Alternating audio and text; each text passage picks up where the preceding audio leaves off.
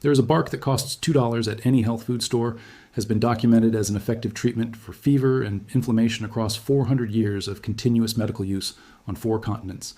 It contains the active molecule that Bayer extracted, synthesized, and built a $50 billion pharmaceutical business around in 1897, a molecule that the Andean forests of South America had been producing for free since long before any pharmaceutical company existed to put a price on it.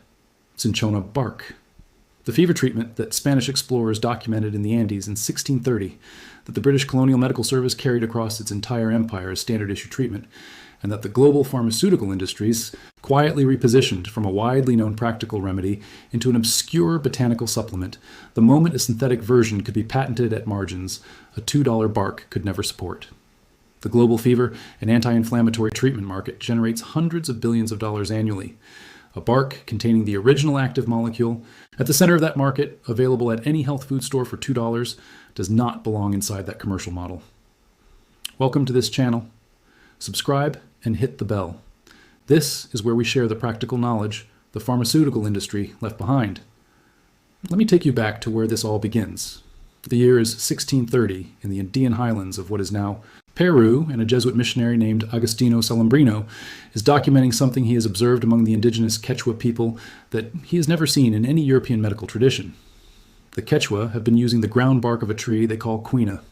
Quina, the bark of barks, as a treatment for the shivering fevers that Europeans would later identify as malaria for general fever management and for the painful muscle cramping associated with severe chills. Salambrino sends samples back to Rome with detailed notes on the preparation and dosage the Quechua use. The bark reaches Europe and produces results in fever patients that no European herbal treatment of the period could match. By the mid-17th century, cinchona bark had become the most sought-after medical commodity in the European trading network.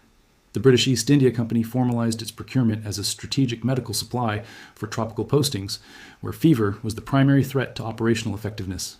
Subscribe and share. Every video we publish recovers the practical knowledge that civilizations built and modern industry quietly replaced.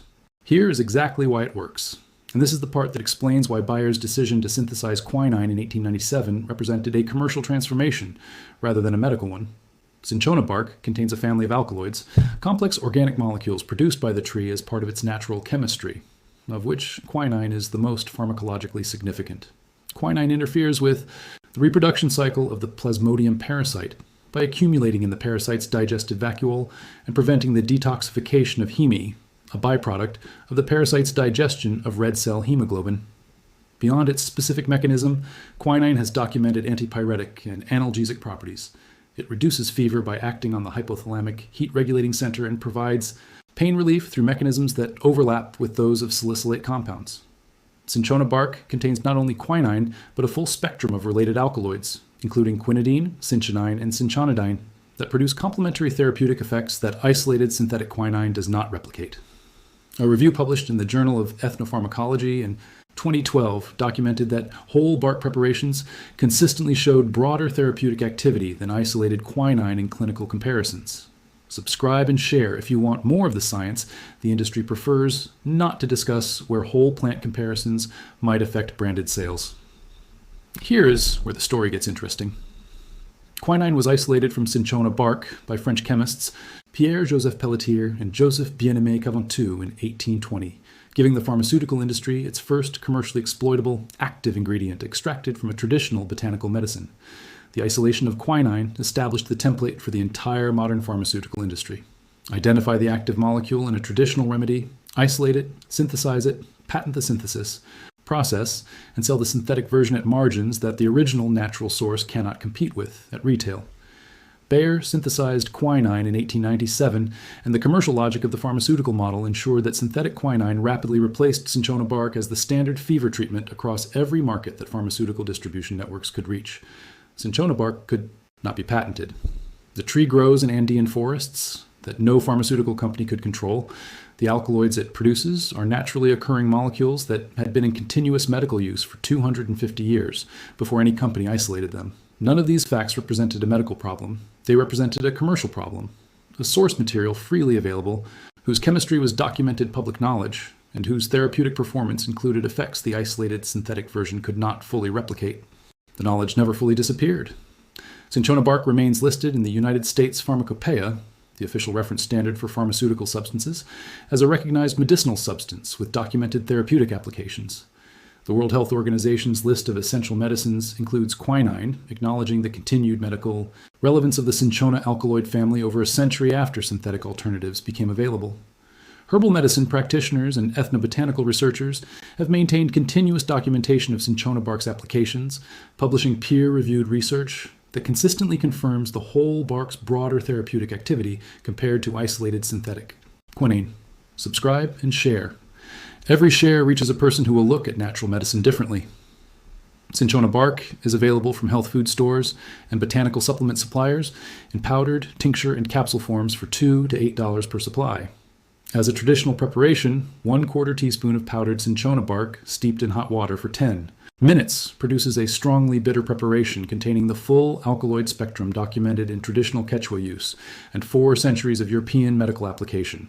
The preparation is intensely bitter.